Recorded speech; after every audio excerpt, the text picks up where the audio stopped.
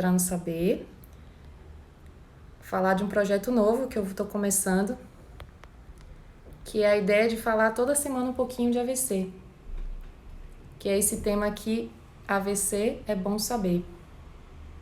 Vou deixar aqui fixado para quem for chegando.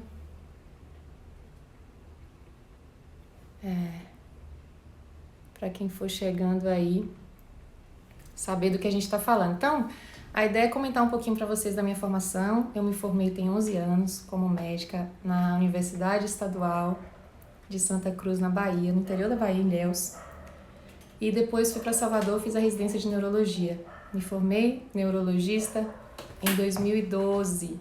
Então, já estou aí atuando na área há 8 anos. E depois que eu me formei como neurologista em Salvador, eu vim para São Paulo fazer a especialização em AVC. E desde então, meu foco principal é trabalhar com pacientes com AVC. Eu consegui trabalhar numa unidade de AVC, que é uma unidade hospitalar que atende exclusivamente pacientes com AVC. Mas tem muito pouco ainda no Brasil. Seria um centro ideal, assim, que tem toda a estrutura para receber o AVC, desde da entrada dele até a alta, com reabilitação, com tudo mais. Tem poucas unidades de AVC no país. Eu tive o privilégio de atender pacientes só com AVC numa unidade em Campinas durante 4 anos. Depois acaba que as coisas do Sistema Único de Saúde nem sempre são do jeito que a gente espera e foi se desintegrando essa unidade e eu acabei saindo. Então, eu tenho essa experiência com pacientes com AVC, tanto no pronto-socorro, que há 8 anos eu atendo pacientes com AVC no pronto-socorro, e tive essa experiência durante 4 anos de acompanhamento do paciente com AVC, desde quando ele interna até a alta, que foi nessa unidade de AVC lá em Campinas. Foi uma experiência muito marcante para mim. Alice, aí ó, entrou uma coleguinha minha, é a Alice Almeida, é ela mesmo? Eu acho que é, que trabalhava comigo lá em Campinas. E foi muito, muito marcante essa experiência. E a cada dia eu percebo que a minha habilidade, a minha paixão realmente é cuidar do paciente com AVC por alguns motivos. Porque se a gente trata rapidamente, tem como resolver, tem como reverter, é a Alice mesmo. A Alice é terapeuta ocupacional e trabalhou comigo na unidade de AVC em Campinas. A gente ficou juntas lá 4 anos. Que bom você aqui. Então, o AVC me encanta por isso, porque é uma doença que tem como você tratar, se for... o paciente for atendido rapidamente, eu vou comentar para vocês mais um pouco daqui a pouco.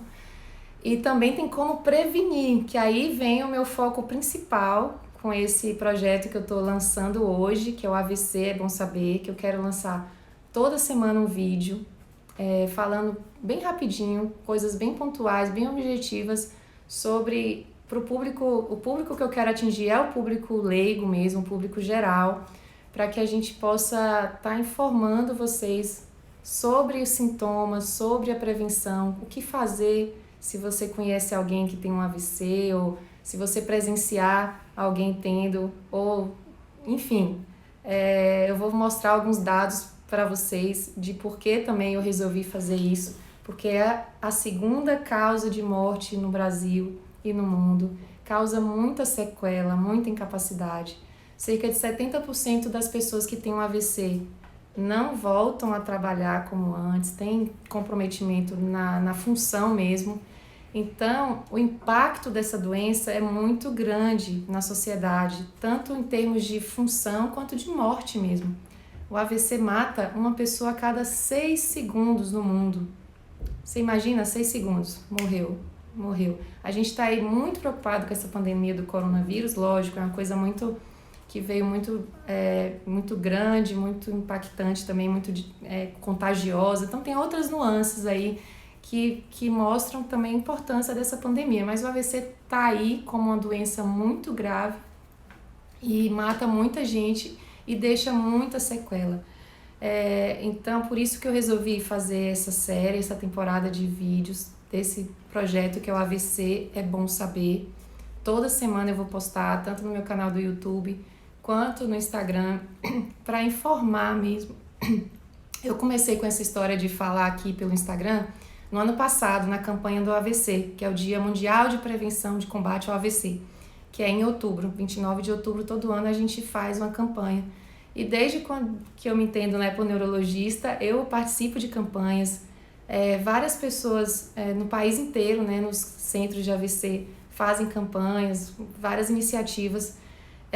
E muitas vezes eu ia para a rua mesmo, né, entregar panfleto para as pessoas, informando, prevenção. E aí, ano passado, quando eu percebi essa coisa da rede social tá cada vez mais forte entre a gente, eu entendi que eu precisava fazer alguma coisa por aqui, pelas redes sociais. Então, foi quando a primeira vez eu coloquei a cara aqui para poder falar de prevenção de AVC, para poder informar ao público leigo. E eu achei muito legal a reação das pessoas, né? Eu tive um feedback muito importante de pessoas dizendo que se interessavam pelo assunto, que realmente era legal aprender sobre isso. E agora o que me fez voltar a falar mais sobre isso foi justamente por conta dessa pandemia, que a gente está muito mais conectado nas redes sociais, e porque eu senti na prática mesmo que os pacientes deixaram de ir para o pronto-socorro por medo do coronavírus. Pra vocês terem uma ideia, no mundo inteiro houve uma redução de 60% dos atendimentos de pacientes com AVC. Então, os pacientes provavelmente estão morrendo em casa ou ficando muito sequelados em casa.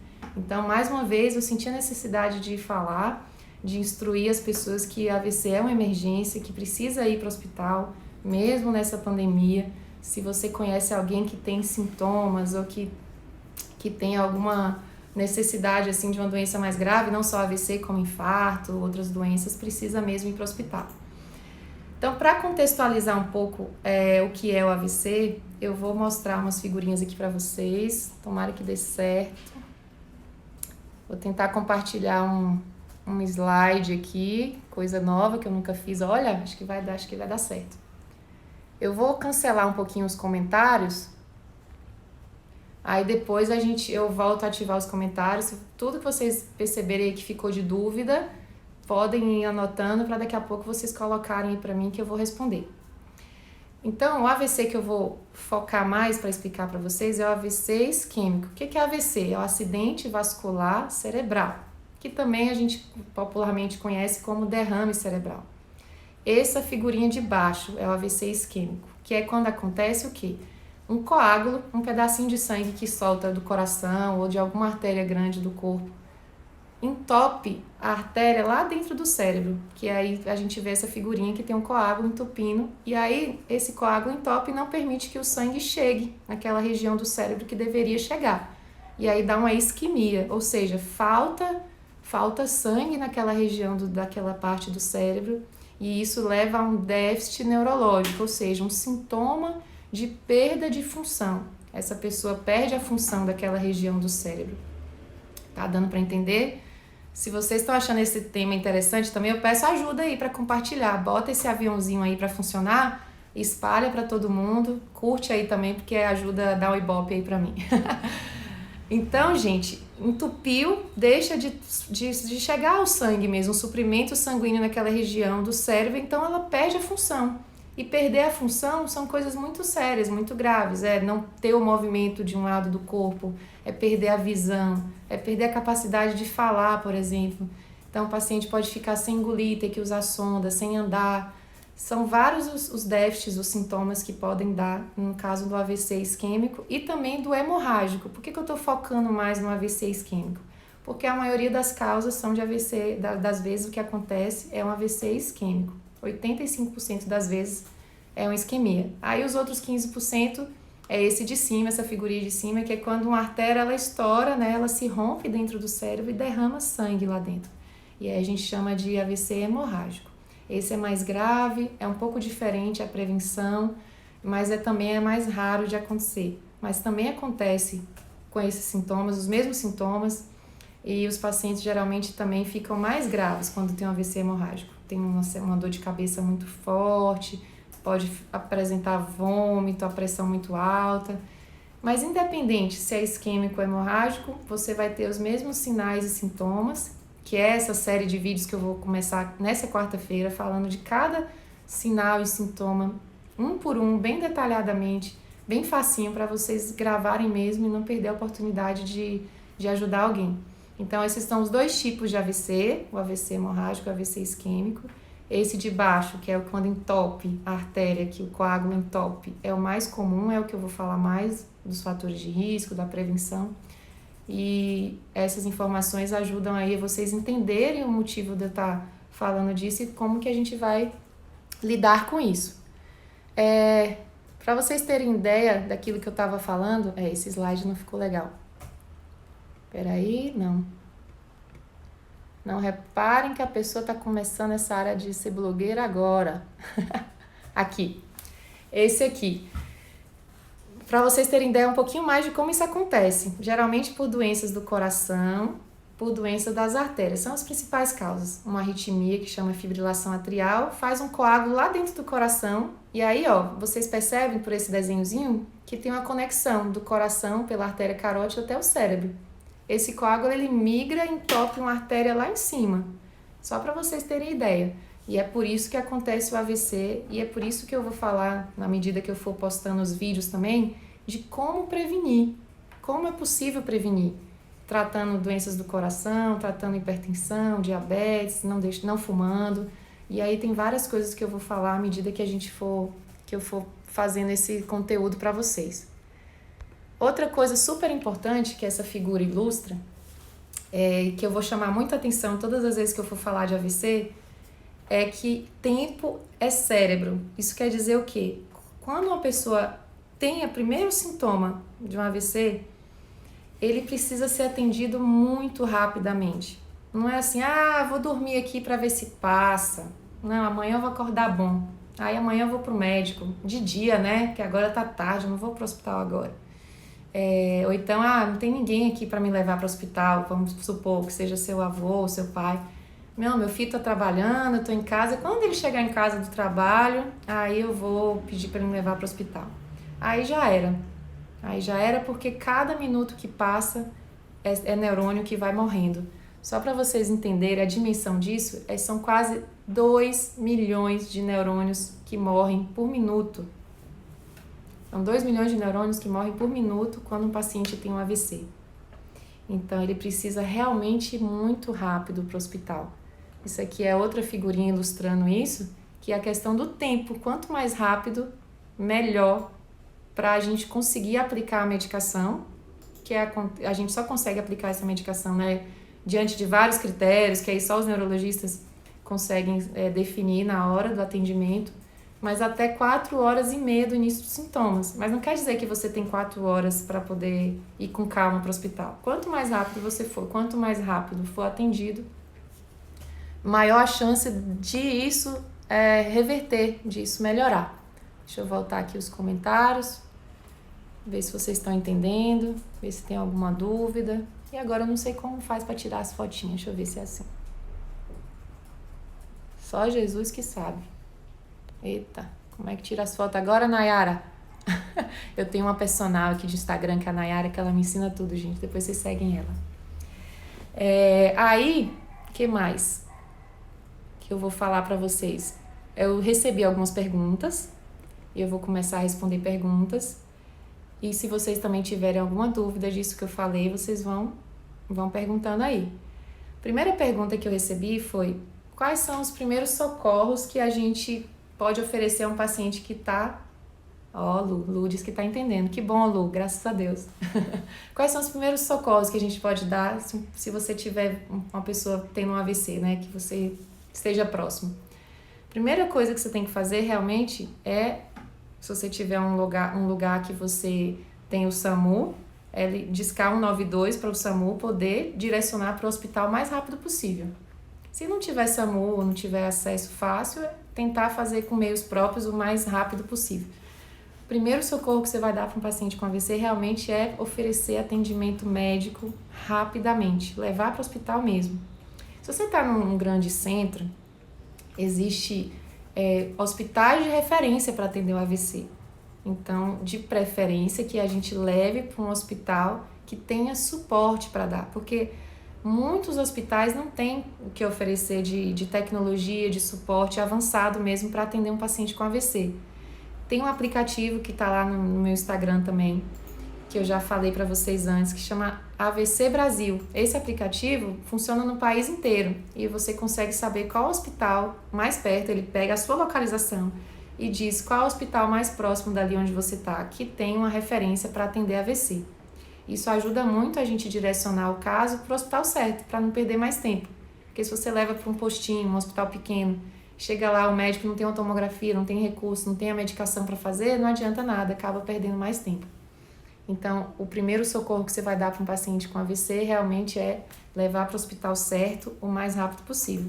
Infelizmente, em muitas cidades do Brasil, no interior do país, a gente tem muita dificuldade mesmo tecnológica para atender o AVC. Ainda é muito escasso, mas a gente vai fazer o possível e fazer o que tiver a nosso alcance, né, em cada lugar. Aí, meu amigo Léo também perguntou quanto tempo tem para socorrer um paciente com AVC. É aquilo que eu falei, quanto mais rápido, melhor, porque a cada minuto, quase 2 milhões de neurônios são mortos por conta da isquemia que o cérebro está sofrendo. Então, quanto tempo, mais rápido que você conseguir. Quanto mais rápido, melhor.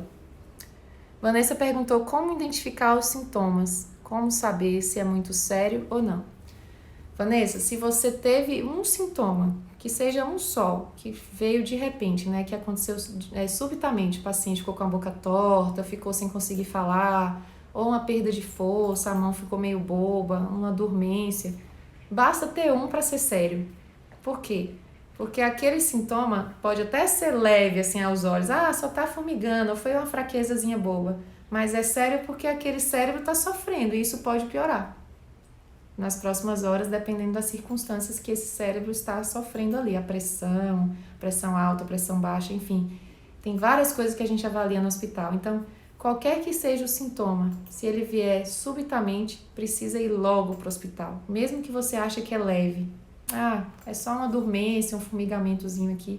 Precisa ir para o hospital, porque só a gente lá no hospital vai saber se isso é sério ou não é sério.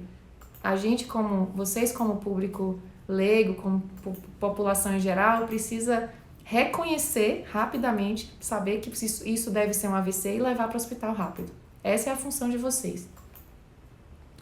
O que mais que tem aqui de pergunta? Quanto ao uso de trombolíticos, quais as chances do paciente não ficar com sequelas? Aí essa pergunta aqui em relação ao tratamento, né? O trombolítico é uma medicação que a gente aplica até 4h30 do início do sintoma, para tentar dissolver esse coágulo que está lá dentro do cérebro. Isso também varia muito com cada paciente, as outras doenças, né, que ele tem, comorbidades, o tempo que a gente, do início dos sintomas para a gente aplicar o remédio. Então, essa pessoa que fez a pergunta aqui do Instagram, papai teve um AVC, ela está querendo saber qual é a chance dele se recuperar, de um paciente se recuperar tomando um trombolítico. Não dá para dizer assim de um modo geral, porque depende de cada caso.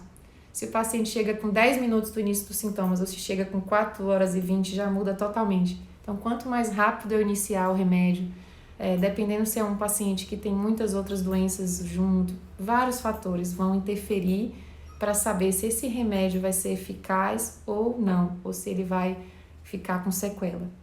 Não dá para eu dizer uma regra geral, assim, depende de cada pessoa. Vamos para ver mais perguntas. Fale mais sobre os riscos do cigarro e AVC, sedentarismo e AVC.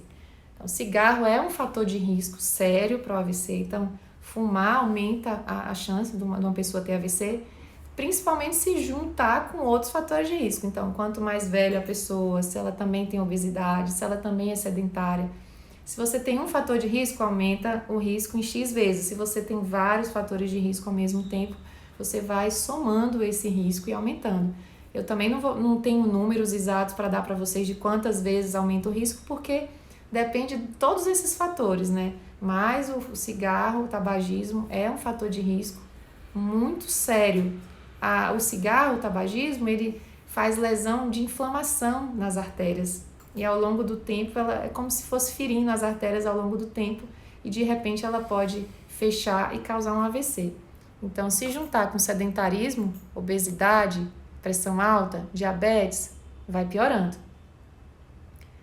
Cléo perguntou, tem como prevenir o AVC? Sim, E é o meu foco principal com esse conteúdo que eu quero dar toda semana para vocês, que é o AVC, é bom saber, é justamente porque meu foco é prevenir, justamente por ser uma doença muito séria, que acontece com muita frequência no mundo inteiro, a segunda causa de morte no mundo, no Brasil e no mundo, e causa muita sequela, muita incapacidade. Então, esse é meu foco, é justamente a prevenção. Tem como prevenir, sim, fazendo dieta, fazendo atividade física, controlando bem as doenças crônicas. Se você tem um médico, um clínico geral, um cardiologista para controlar, fazer check-up regular, ver seu coração, ver a pressão alta, diabetes, tudo isso é possibilidade de prevenção. É lógico, existem algumas causas genéticas, causas que você não vai conseguir controlar, mas a maioria, grande maioria, você controla.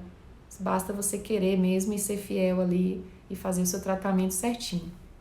E eu vou falar mais vezes ainda sobre a prevenção nessa série de vídeos também.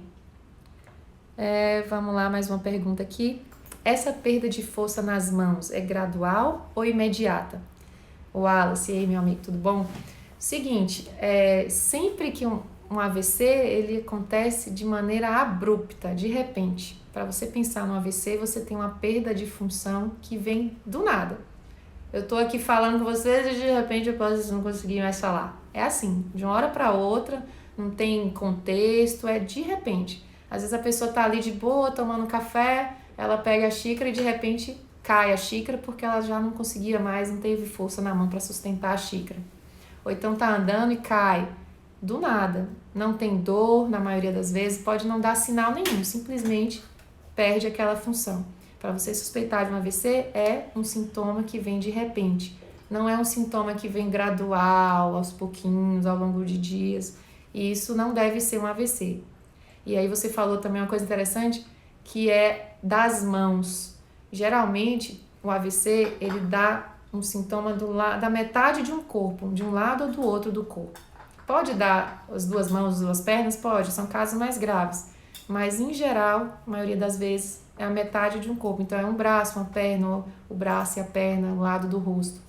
E que vem de repente. Lu, um aborrecimento é motivo de AVC? O aborrecimento sozinho, assim, se a pessoa não tem nenhum risco, fator de risco, nenhuma doença, é difícil ser só ele a causa do AVC. Se você for procurar depois, você vai achar alguma outra causa também. O aborrecimento é como se fosse um gatilho, uma coisa a mais. Vamos supor que seu coração já tem ali alguma coisa, algum probleminha, algum comprometimento, sua carótida já tem uma placa de gordura, sua pressão já anda alta e você não sabe há algum tempo, porque a pressão, gente, é uma doença silenciosa. Ela também não dá sintomas. Se você não for pegar um aparelho e medir, for no médico regularmente para fazer um check-up, você só vai saber que tem pressão alta no dia que tiver um AVC. Então, às vezes, você já tem uma pressão alta, o diabetes é a mesma coisa, que não dá muito sintoma.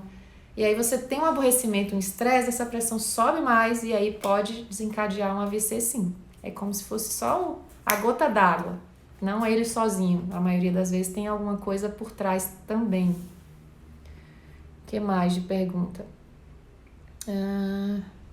Jovens de 20 anos podem ter um AVC? Ótima pergunta, Ju.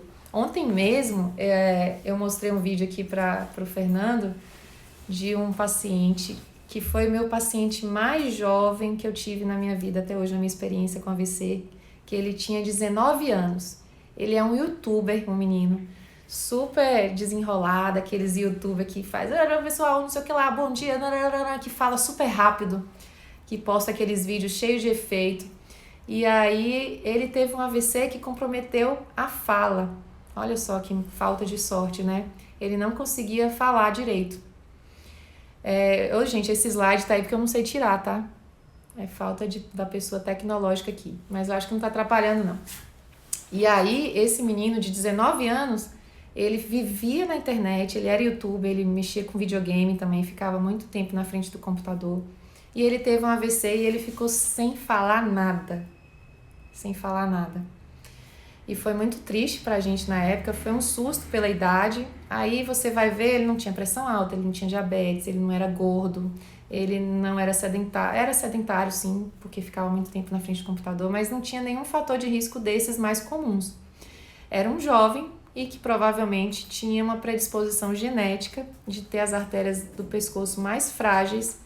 E aí a gente acha que ele dissecou, fez uma lesão nas artérias por conta de talvez ficar muito tempo ali tensionado na frente do computador. Então, jovens podem ter AVC, sim, é a pergunta que Ju me fez. Jovens de 20 anos, até crianças, já vou até complementar aqui, que a Alice falou aqui que crianças também podem ter AVC, sim, crianças também podem, é mais raro, obviamente. São outras causas, são causas mais congênitas, já mais genéticas, anemia falciforme, outras causas diferentes das do adulto, mas os jovens têm causas semelhantes à dos mais velhos. Cada dia mais aumenta a frequência de AVC em jovens, que é muito preocupante. E até um dos vídeos que eu coloquei no YouTube, eu conto que a gente está até estudando a relação do coronavírus, que o coronavírus está vindo aí para a gente aprender um monte de coisa que ele tá, ainda a gente não sabe direito, mas parece ter uma relação do coronavírus também com AVC e mais em jovens. Muitos pacientes que tiveram AVC, que tiveram relação com o coronavírus, eram mais jovens nessa pandemia. Então, fora o coronavírus, tem várias causas de jovens, que é a dissecção arterial, que é quando a artéria ela é um pouco mais frágil, e a gente não sabe bem porquê ainda, mas provavelmente por uma tendência genética. E outras causas iguais às dos velhos. A pressão alta é a principal causa de jovem, por incrível que pareça. Então, pressão alta, tabagismo, mulheres que tomam anticoncepcional, tem que ficar atento, porque se tiver enxaqueca, principalmente a enxaqueca com aura, que é bem comum em mulher, e ela fumar e tomar anticoncepcional, é uma bomba relógio para aumentar o risco de ter um AVC. Então, jovem não escapa não, gente. Tem que cuidar do mesmo jeito. Relação do AVC com o anticoncepcional, acabei de falar. Me perguntaram aqui do uso de anticoncepcional. Tem relação, é um fator de risco. É lógico também que não é um anticoncepcional sozinho. Então nunca mais nenhuma mulher vai poder tomar anticoncepcional. Não, vai poder sim, até porque se a gente for olhar a estatística, muitas e muitas mulheres tomam anticoncepcional e não tem AVC. Então tem aquelas que têm uma população de mais risco, que são mulheres que também têm enxaqueca, que também são sedentárias, que também fumam e podem aumentar sim o risco de ter um AVC. Que mais? Mais perguntas? Pode ser hereditário o AVC? Lana perguntou. Pode sim. Tem também fator de história familiar, aumenta o risco, tá? Quem teve parentes na família pode ter aumento de chance, sim. Qual a idade do paciente mais jovem que você já atendeu? Eu contei já a história do rapaz de 19 anos. Qual a diferença de um aneurisma para um AVC? Ótima pergunta. O aneurisma é uma malformação na artéria, forma uma bolsinha que ela é mais frágil, como se fosse... A artéria da gente é como se fosse um cano, uma tubulação, né, que leva o sangue. E aí o aneurisma é como se fosse uma parte mais fininha dessa artéria, e ela pode romper, ela pode estourar, e aí enche de sangue dentro do cérebro, e é a causa que faz a pessoa morrer, quando o aneurisma ele se rompe. E aí dá um AVC hemorrágico, que no começo eu falei que existem dois tipos de AVC, que o mais comum e que eu vou falar mais é o isquêmico, mas esse de cima é o AVC hemorrágico, que é justamente que quando um aneurisma, que é a principal causa, aí se rompe, estoura dentro da cabeça. Aí dá um AVC hemorrágico. Eu já respondi suas perguntas, Leozinho. Você chegou tarde, mas eu vou responder de novo. Você perguntou dos primeiros socorros. Primeiros socorros para um AVC é levar rapidamente para o hospital. Quanto mais rápido a gente levar a pessoa que está tendo um AVC para o hospital, melhor. Porque a cada minuto, quase 2 milhões de neurônios morrem. Então, a sua função, se você reconhecer um AVC, é levar para o hospital, de preferência um hospital de referência para atendimento do paciente com AVC, se você tiver como escolher. Não é seu caso, Léo, em Taubaté, porque não vai ter muita escolha de hospital, né? Quem está no interior, cidade menor, não tem muita opção, mas quem está em São Paulo, em grandes centros, tem opção, e aí é muito melhor você pegar lá o aplicativo AVC Brasil e escolher o centro de referência que atende AVC, que você vai ganhar tempo, ao invés de ir para um hospital qualquer que talvez não tenha tanta experiência e capacidade mesmo de atender. O que mais que tem de pergunta? Deixa eu ver se eu perdi alguma aqui. Depois de um AVC, como funciona a recuperação? Acontece regeneração ou sempre tem sequela? Ah, essa minha amiga terapeuta ocupacional aqui, ela é uma das pessoas que fazem, Ju, reabilitação, ajudam muito. A fisioterapia e a terapia ocupacional ajudam muito a reabilitação dos pacientes com AVC. Então, depois que o cérebro morre, que o AVC quando, né, faz essa isquemia, deixa de chegar sangue naquela parte, e aí aquele tecido ele morre, que a gente chama de infarto. Morreu aquele tecido ali do cérebro. E aí aquela perda de função, ela fica ali por um tempo, isso pode ser permanente, que a gente fala que ficou com sequela para sempre, ou pode melhorar. E isso vai depender do tanto de estímulo que a gente faz, que é essa reabilitação que a gente chama. Então, a fisioterapia, a terapia ocupacional, a fono, que são as equipes de reabilitação que a gente tem, vão estimulando para que a pessoa vá recuperando essa função. E quanto mais cedo ela começa a reabilitação, maior a chance dela ficar sem sequela. Então, a sequela vai depender de várias coisas também, vai depender do quão rápido esse paciente chegou ao hospital e tomou o remédio, se deu tempo da gente fazer o tratamento rapidamente. Se aí depois que fez o tratamento ele começa rapidamente a fazer fisioterapia, fazer terapia ocupacional. Então, são vários fatores que vão congruir isso, estímulo. Quanto mais estímulo você der para aquela função, maior a chance daquilo se recuperar. Aquela coisa da neuroplasticidade, do cérebro ter a capacidade de... o neurônio ele não sobrevive de novo, não cria neurônios novos, mas as redes neuronais ao redor dali, ele faz conexões novas que podem ajudar e responder, mesmo com aquela parte morta ali, os neurônios ali naquela região ao redor respondem para que essa função vá se recuperando. Então, a reabilitação é muito importante para quando a gente não conseguiu tratar rapidamente e recuperar isso só pelo remédio, né? É o trabalho multidisciplinar, que a Alice está aqui dizendo. Uma equipe boa de AVC é o neurologista, é o fisioterapeuta, é o TO, que é o terapeuta ocupacional, é o fono. Fora os enfermeiros, fora ter uma estrutura hospitalar que garanta todo esse atendimento. Infelizmente, aqui no Brasil, a gente tem pouquíssimas unidades de AVC, que é essa unidade que a gente consegue toda essa equipe multidisciplinar para atender esse tipo de paciente. A gente tem muito pouco ainda. É a segunda causa de morte no Brasil e a gente pouco fala sobre AVC, a gente pouco tem investimento nessa área. Eu fico muito triste em relação a isso, então por isso que vem esse comichão aqui de falar para vocês, de tentar divulgar cada dia mais como é importante entender sobre o AVC para a gente prevenir mesmo, né? E quem tiver, conseguir chegar a tempo de fazer um tratamento e ficar bem. A Vanessa tinha feito uma pergunta aqui que eu perdi. Muitos sintomas de ansiedade se parecem com os do AVC. Como um leigo pode diferenciar? Essa é uma pergunta ótima, Vanessa. Principalmente, sintomas de ansiedade que dão muito é falta de ar, batedeira no peito, a mão fica muito suada e fria. E o que parece mais com AVC é quando fala que está formigando. Formiga as mãos, formiga a boca. Não tem como diferenciar o leigo. Eu não vou dizer para vocês que vocês vão garantir só a avaliação de vocês e dizer, não precisa ir para o hospital porque é um sintoma de ansiedade.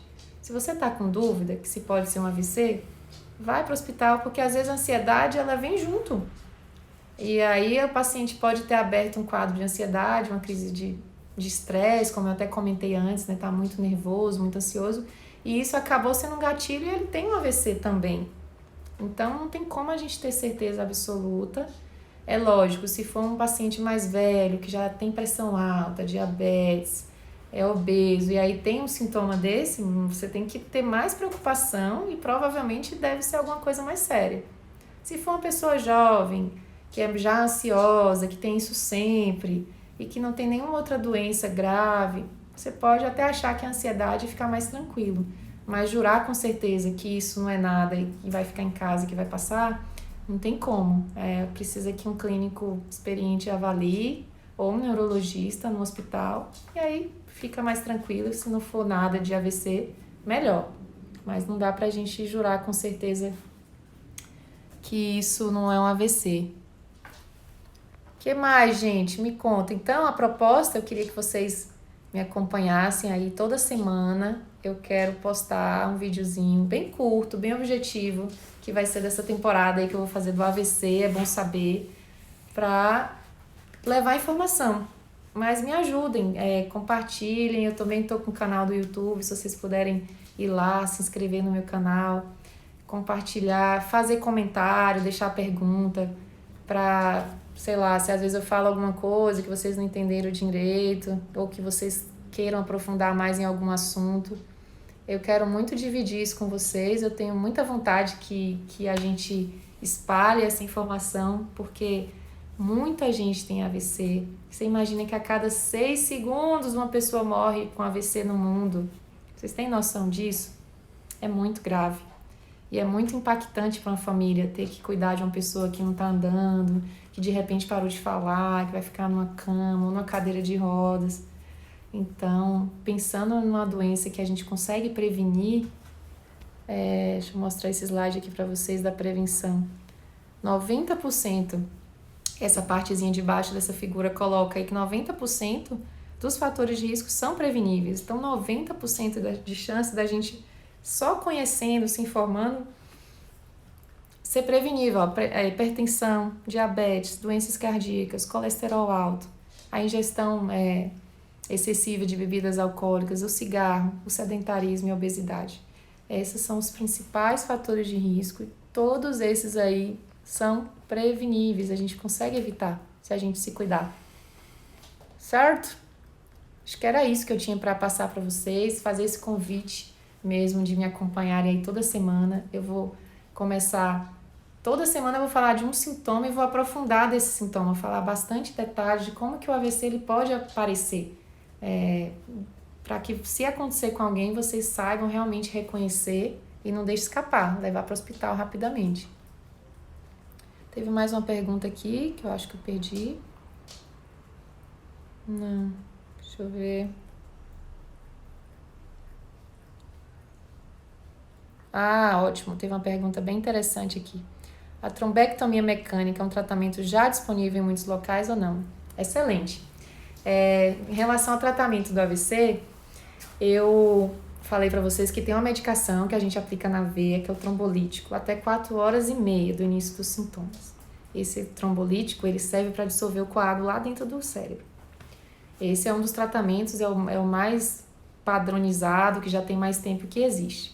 O outro tratamento que existe para AVC, que é mais moderno, mais novo, é a trombectomia mecânica. É um cateterismo. O médico faz um cateterismo, ele coloca um catéter lá dentro da artéria, lá dentro do cérebro e puxa, suga mesmo aquele coágulo lá de dentro. Aí é um tratamento bem mais avançado, que só tem mesmo em hospitais terciários, hospitais muito equipados. Pelo SUS, tem pouquíssimos hospitais ainda em São Paulo, quem dirá no Brasil. Então, é uma tristeza ainda, assim, o acesso às pessoas é muito escasso.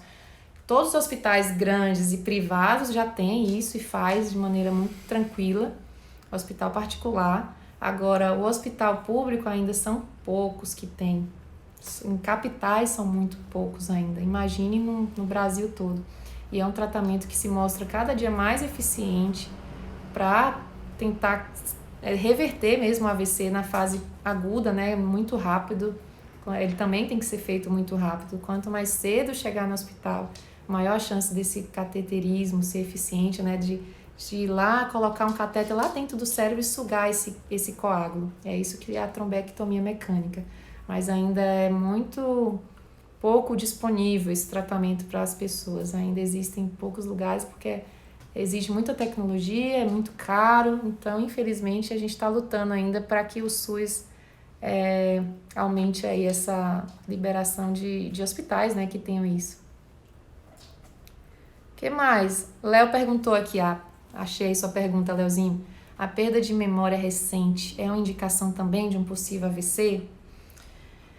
Não é um sintoma comum, assim, só perda de memória. Do nada eu perdi a memória, apenas a memória. Tem outra doença que acontece isso, que dá perda de memória, que chama amnésia global transitória, mas não deixa de ser uma coisa esquisita que pode ser um AVC também. Então, Se for uma coisa assim, do nada, eu tô aqui falando com vocês, maravilhosa, e perdi minha memória. Pode ser um AVC. E aí tem que ir para o hospital rapidamente também. Se for uma coisa que for gradual, aí vem as doenças de Alzheimer, né, as demências em geral. Começa a perder a memória aos pouquinhos, ao longo de muito tempo, isso não é AVC. Mas se for de uma hora para outra, todo sintoma que vem de repente, de uma hora para outra, uma dor de cabeça muito aguda, muito súbita, também pode ser um AVC. É diferente de quem tem enxaqueca ou que tem aquela dorzinha de cabeça que vem gradual e vai aumentando. O AVC, ele vem assim, do nada. Então, até a perda de memória, a gente tem que ir para o hospital para diferenciar de outras coisas, porque apesar de não ser tão comum, pode ser também. Mais alguma coisa, gente, que eu perdi aí de pergunta? Alguém que falou alguma coisa? Para quem chegou agora, eu sou neurologista, especialista em AVC, tenho 11 anos de formada, já tô velha, 11 anos, 8 anos trabalhando com neurologia e sou especialista nessa área, que é o que eu mais gosto de atender, tanto porque tem como tratar, se for atendido rapidamente, tanto porque tem como prevenir. Então é a doença que me deixa empolgada, assim, que a gente tem que fazer. Por isso que eu quero muito divulgar isso. Toda semana eu vou lançar um conteúdo novo, simples, objetivo, para que vocês possam ficar bem informados. Qual é o sintoma menos comum?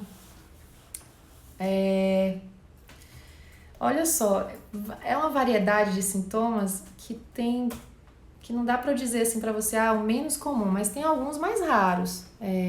Até num dos vídeos que eu coloquei de sinais e sintomas, eu falo da negligência, que é um sintoma difícil da gente perceber. Até os médicos, até os colegas clínicos têm dificuldade de perceber, porque é difícil mesmo.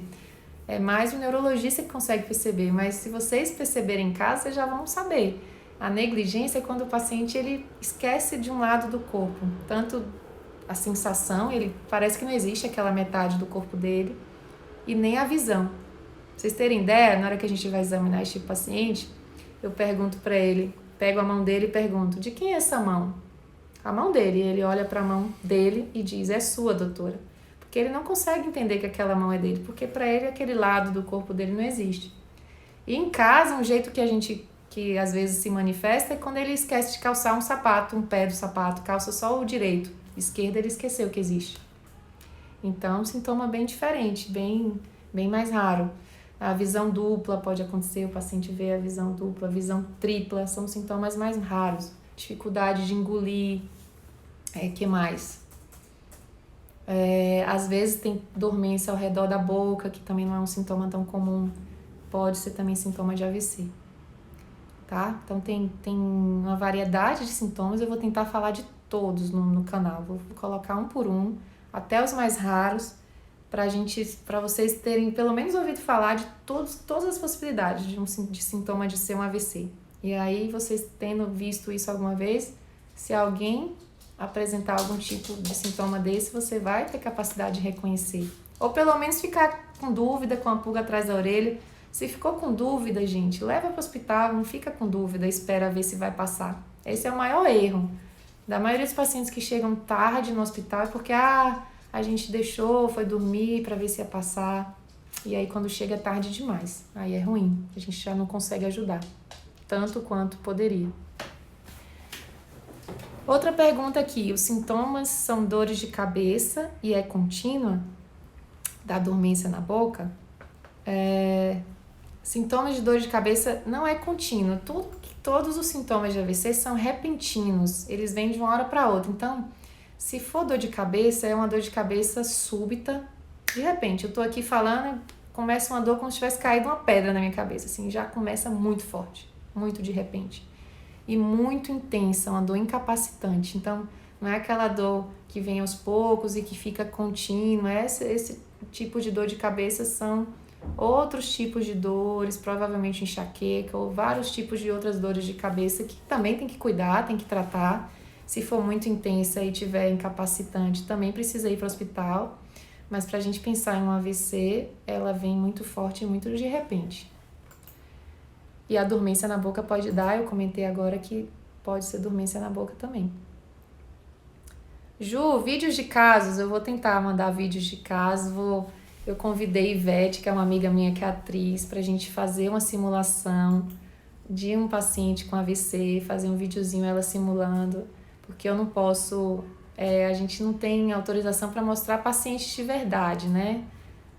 Aí tem uma exigência ética maior, até pode, dependendo se o paciente fizer uma autorização, mas é mais complicado. Então eu vou fazer o que que eu achar que é interessante demonstrar, eu vou tentar fazer com a atriz e a gente vai tentar deixar isso o mais claro possível assim para vocês, de como que esses sintomas acontecem. Teve mais uma pergunta aqui, deixa eu ver. Ainda temos uns minutinhos. Essa pergunta vem tudo fora de ordem, gente, não me ajuda. Aqui, a boca torta tem como recuperar? Tem, assim como todos os sintomas de AVC, tem como recuperar. Algumas vezes eles recuperam só pelo fato de o paciente deitar, relaxar um pouco, a pressão melhorar, já melhora. Hoje mesmo eu atendi um paciente com AVC no hospital e ele ficou com o lado esquerdo do corpo sem conseguir mexer direito. Ele estava fazendo a barba, só para vocês entenderem, um caso real de hoje no plantão. Ele tem 80 anos, ele estava fazendo a barba, tranquilo, sem nenhum problema nenhum, nem dor de cabeça, nenhum mal-estar, nada. Na hora que ele terminou de fazer a barba, ele percebeu que estava difícil ficar em pé, que a perna estava mais pesada, mais complicado sustentar a perna esquerda. Aí ele saiu andando do banheiro, viu que estava pesada, estava difícil, arrastando um pouco a perna. Sentou e percebeu que o braço também estava esquisito, o braço esquerdo. Aí, rapidamente, ele foi para o hospital. Esse paciente foi um paciente daqueles que eu falo, ganhou estrelinha, a família, né? Que chegou bem rápido, chegou em tempo para a gente poder fazer os exames. E aí, quando eu ia dar a medicação, que é o trombolítico, para poder tentar dissolver o coágulo e reverter esse sintoma, ele já tinha melhorado. Então, hoje eu não fiz a trombólise porque ele melhorou espontaneamente, só pelo fato de ter ido para lá, da gente já estar medicando para pressão, já estava cuidando da parte hemodinâmica, né, que é da circulação do sangue do cérebro, e aí ele melhorou sozinho. Então, todos os sintomas de AVC podem melhorar, tanto com tratamento, às vezes espontaneamente, e quando não melhora imediatamente, igual esse de hoje que deu sorte, ele melhora com o tempo, com a reabilitação, que foi aquilo que eu falei, né? A fisioterapia, a boca torta, os sintomas de fraqueza, a fisioterapia e a terapia ocupacional ajudam bastante. E até 6 meses a 1 ano. Em geral, os primeiros 6 meses é o tempo que eles mais melhoram, que tem mais benefício com a reabilitação. Depois de 1 ano fica mais difícil de recuperar esses sintomas. E aí pode ser que a sequela fique permanente. Acho que foi, né, gente? Eu queria agradecer a todo mundo que participou, que fez pergunta. Eu vejo que vocês estão bem interessados, isso é muito bom. Divulguem para o máximo de pessoas que vocês conhecerem, que acham que pode ajudar esse conteúdo. Vamos informar as pessoas, vamos compartilhar isso daí, porque é a segunda doença que mais mata. Eu vou repetir isso várias vezes para vocês entenderem a importância que é saber reconhecer um AVC e levar rapidamente para o hospital e prevenir, já que é uma doença que a gente pode prevenir tanto em jovens, nenhuma idade escapa, tanto jovem quanto idoso. Todos têm que se cuidar e todos têm que prevenir, tá bom? Muito obrigada. Beijo, Léo, beijo, Lu, beijo.